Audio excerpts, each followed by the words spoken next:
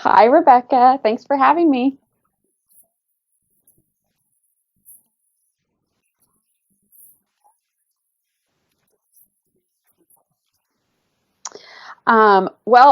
First off, I had a career in athletics. So that was kind of the first step, I guess. And for me, most of my life, I have been in gymnastics. I started gymnastics when I was 4 years old.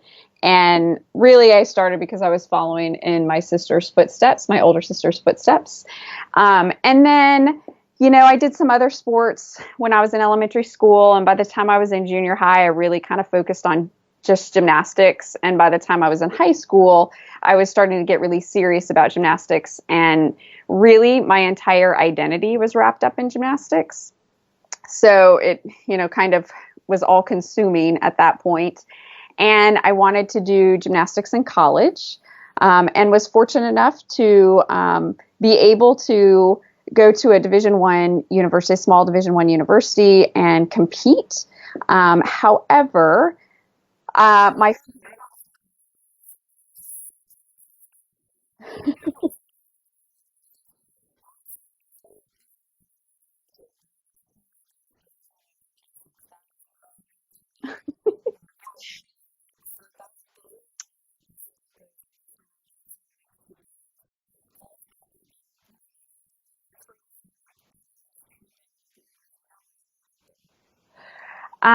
you know, I don't know that I felt like I wasn't going to get there. I didn't know. The challenge for me was I had some nagging injuries pretty much every year in high school. My freshman year, it was ankles. My sophomore year, it was my hip. So I had different injuries kind of along the way that weren't serious, but they were kind of nagging.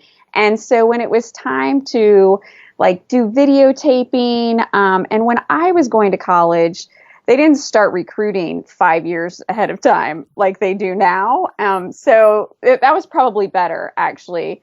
But I kind of got a late start trying to get into colleges because, in terms of gymnastics, because I was injured. And so just getting videotapes ready and done was a little bit delayed because of my injuries. So that was a little bit scary.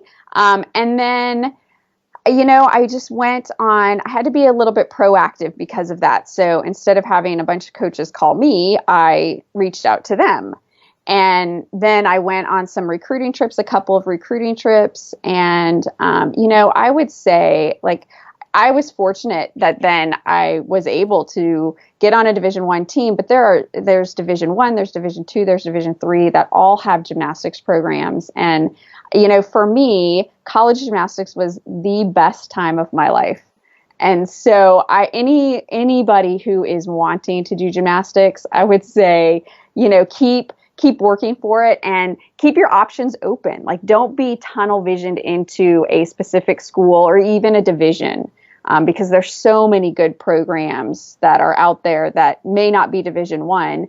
And there's smaller schools, whether they're Division One, two, or three. So if that's a passion for you, I would say there's lots of avenues to try to get there.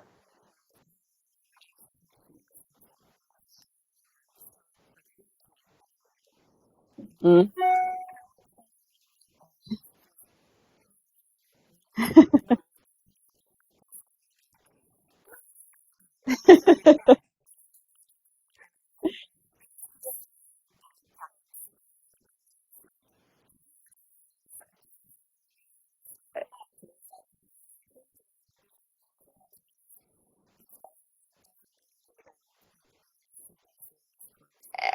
It really is, and it is so fun. And I have to say, from a college gymnast perspective, it is really motivating for us as well to have all the little kids come and watch. Like, we get to kind of show off. It's just fun, and then we get to talk to them afterwards. Usually, sign some autographs, and that's a huge boost to us.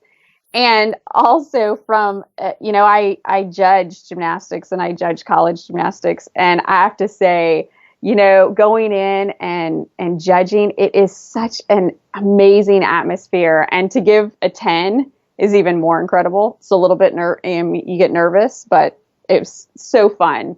And to see everybody, fans and gymnasts and whatever, kind of go wild at that. It's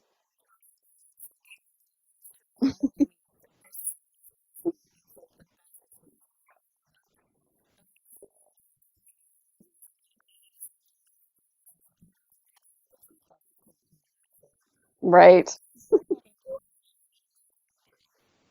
I did. So it was actually December 30th. I will never forget the day.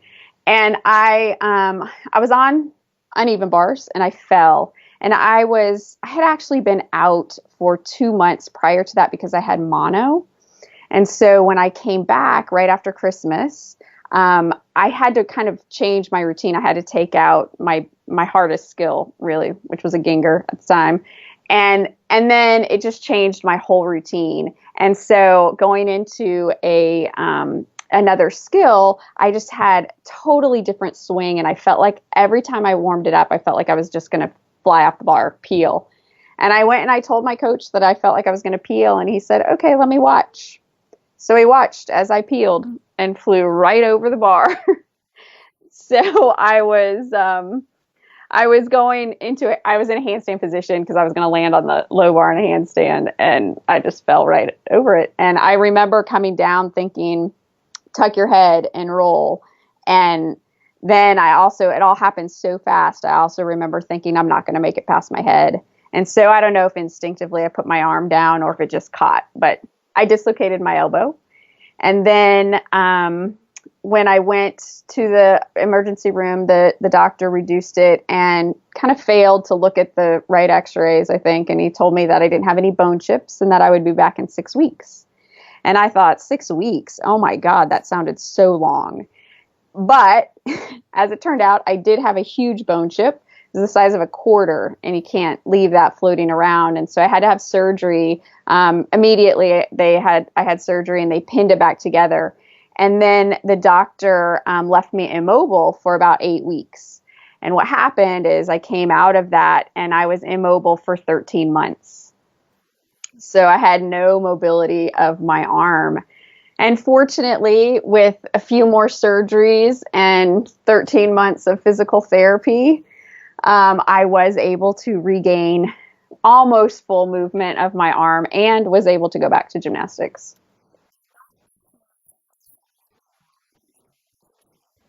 Oh my gosh, yes. I call it my hell year, and that was and that was just the start of it. And probably in retrospect, I think that was the easy part. It was really hard physically getting through. I mean, just trying to get my arm to move and doing everything possible. And I was very motivated to go back to gymnastics. So, like my whole tunnel vision was to get back to practice. And so I did anything that the doctors told me, the physical therapists. My physical therapy was really brutal.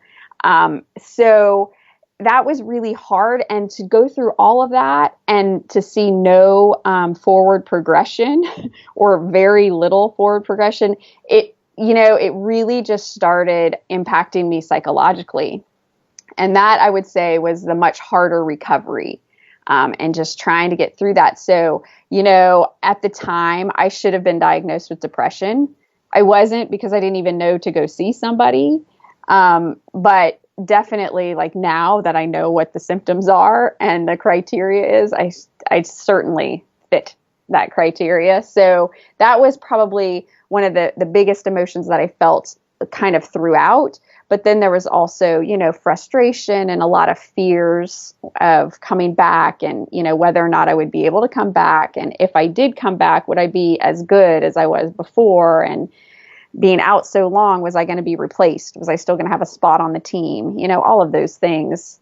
And so then, right.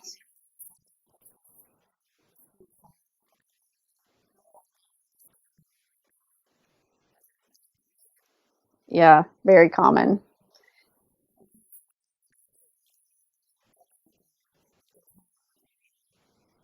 I was. So I was able to come back uh, a little bit. into my sophomore season. So I missed the first part of it. I don't really remember how long, but I came back. I remember I was released from the doctor, and 3 weeks later I was competing. And for anybody who's been injured, when you can't work out on some body part, the muscles all atrophy. And so, without having any mobility in my arm for 13 months, my arm looked like, a spaghetti noodle. And so not only was it weak, but I hadn't had any time to really, kind of build myself back up. And so, but my team was pretty beat up. And so as soon as the doctor said, "You're good," my coach was like, "Great, you're going to compete." And so, I had to water down a lot of my routines, and that was hard for me. I mean, I felt like, wow, these are some of the skills that I was doing I had done, 5 years earlier.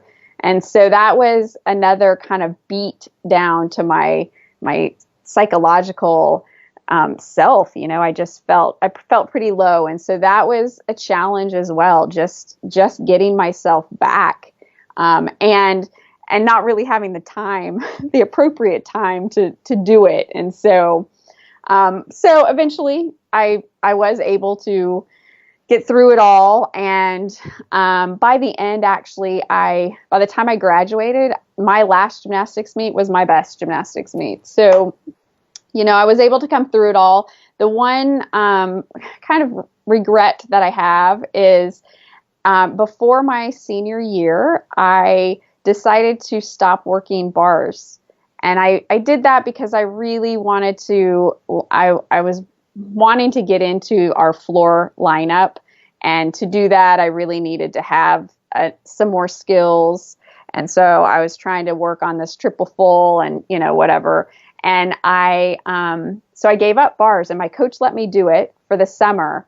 And then when we came back, for the fall, I asked him if I could work bars again, because I was kind of ready to go back to bars. And he said, "No, I don't want to risk you on bars, and I need you to be able to compete on balance beam and vault. So, no." So I didn't get to work out on bars at all then for the rest of the time. And at the end of when I finished everything, I went back into the gym the next week and I worked out on bars. And I honestly, I couldn't miss a skill. I don't know what that was all about, but, and the reason I had given it up is because I had gotten so scared of that event, really. And so I just I couldn't work through it. And I didn't have any sports psychology professional around to help me work through it. And so I didn't really have the tools to do it. And so, that whole experience is really what got me into sports psychology. My undergraduate degree is in psychology anyway, so I definitely have, I always had a liking to that. But then after experiencing all of this, kind of took me into sports psychology and kind of finding that world.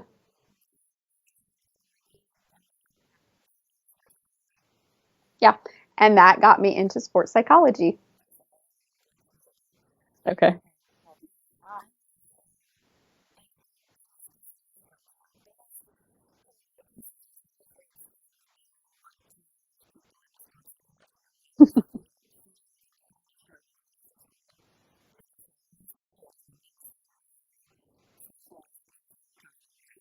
I do.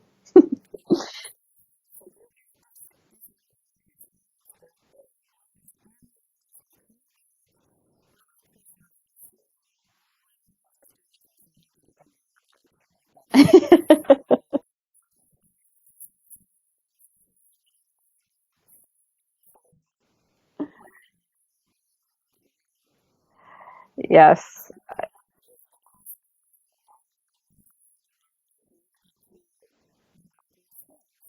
Yeah,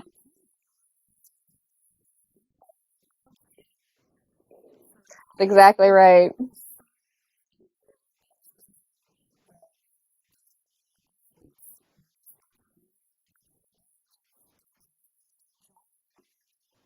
Yeah, and have the confidence while they're doing it.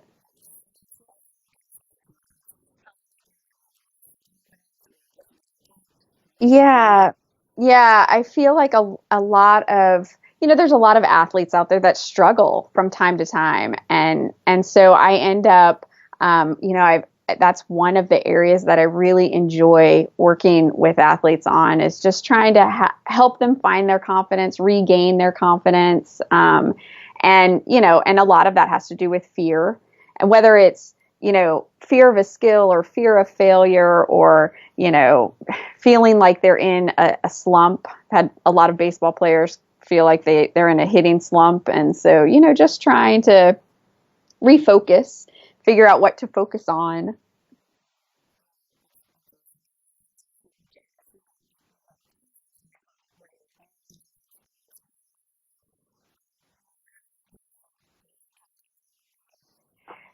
I have worked with several different sports. I have a lot of uh, baseball players and gymnasts and track and field and soccer players and volleyballs, basketball, kind of all the major sports, swimming, and diving. I think that I work with a lot of kind of the age. I kind of run the age gamut, but my particularly I work with a lot of high school, college age athletes. That's right.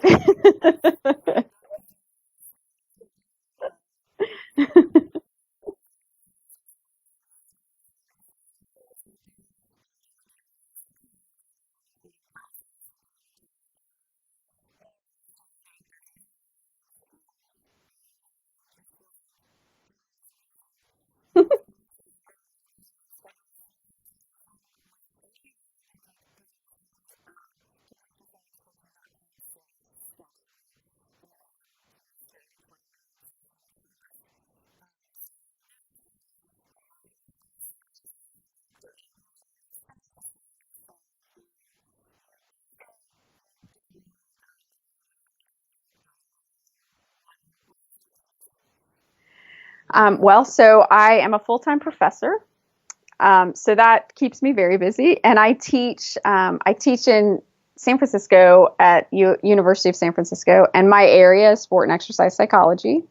So I really teach my students, and I have a lot of athletes in my classes about kind of the psychological things that athletes go through, and good, positive, and negative, and then I try to give them some tools to kind of take back to their teams, and I have a lot of students that are going to be in the medical field, and so I really feel like it's beneficial for doctors and physical therapists and athletic trainers to understand that, especially with regards to injury, that it's such a psychological process also. And so, they don't have to understand all the ins and outs about that, but if they can appreciate that that's a part of it, then they are more equipped to kind of refer the athletes out to get the help that they really need to kind of recover and from all aspects.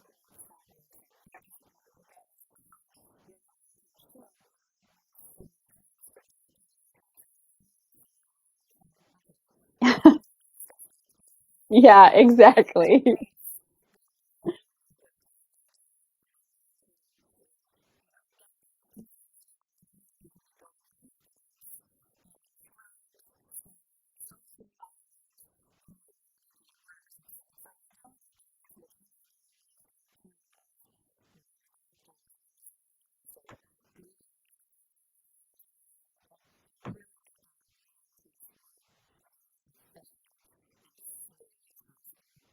That's true. If you can have everybody on board, all those different people, it is just a much more effective treatment and recovery of anything.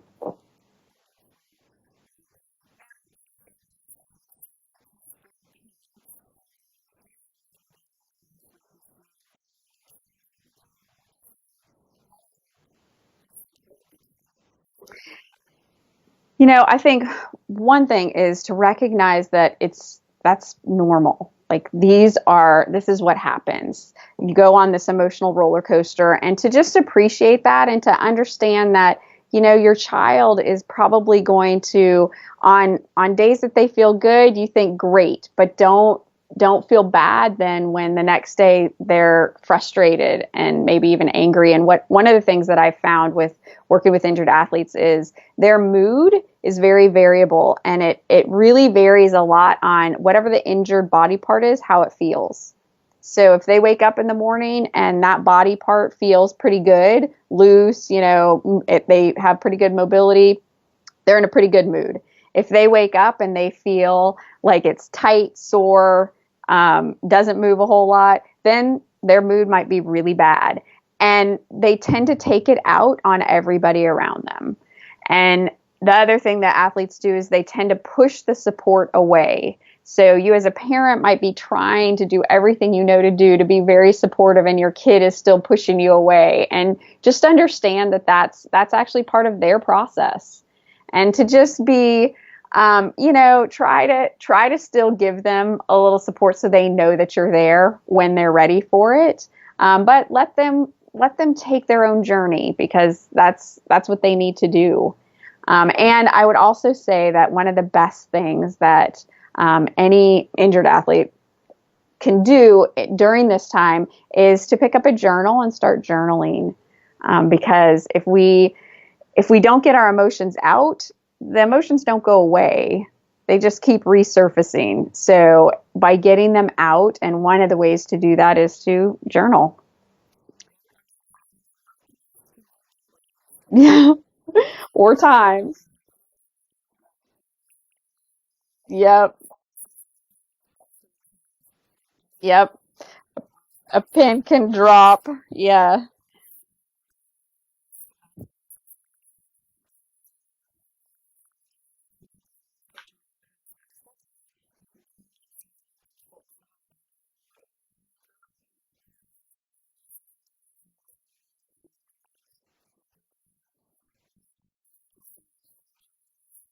Well, thank you, Rebecca.